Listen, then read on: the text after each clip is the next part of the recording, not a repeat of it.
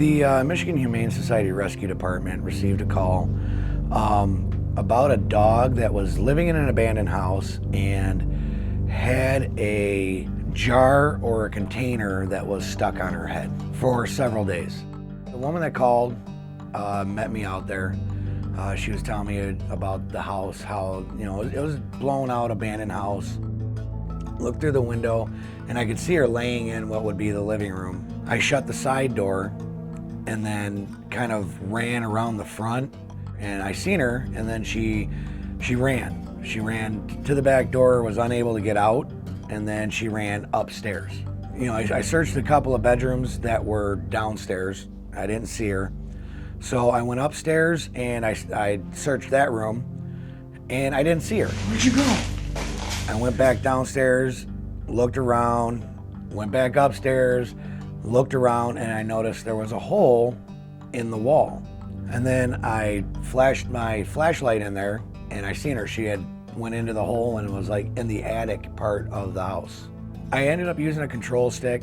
I mean, she wasn't able to bite or anything, but I wasn't sure how she was going to act. She wasn't happy about it. She didn't know what was going on. So once I got her outside, you know, with her adrenaline rushing and her being scared, she was breathing really heavy, and you could hear the plastic jug. It was sucking the sides in and they would pop out. So it was making some noise. I tried to get the jar off, or the plastic jug off. It was on there pretty tight, and we carefully, you know, poked some holes in there so she could get some more air. I didn't cut it off because with her being scared, she could have started bouncing around. You know, I could have poked her in the eye with a knife or cut her nose, anything like that, and I could have stabbed myself on accident. So I, you know, poked the holes in there, and as soon as, you know, got her into the truck and got her back to the shelter so we could get it off.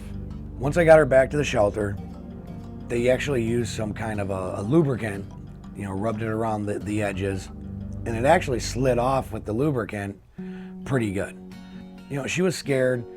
We did vaccinate her, we weighed her, we gave her Pyrantel, we set her up in a kennel with food, water, and a blanket.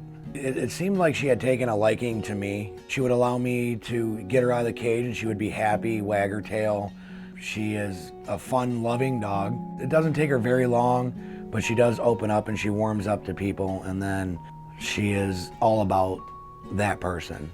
It's due to your life-saving support that we were able to go into that abandoned home, rescue Olive, and to be able to get that jug off of her head.